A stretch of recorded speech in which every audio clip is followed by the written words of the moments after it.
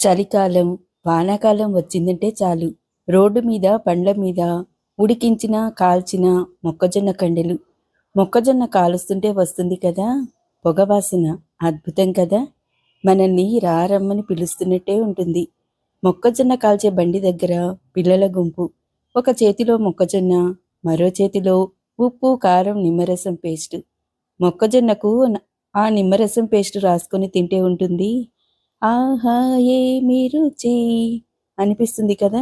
కానీ ఉడికిస్తే మంచిదా, కాల్చినవి మంచిదా అని అనుమానం వస్తుంది కదా!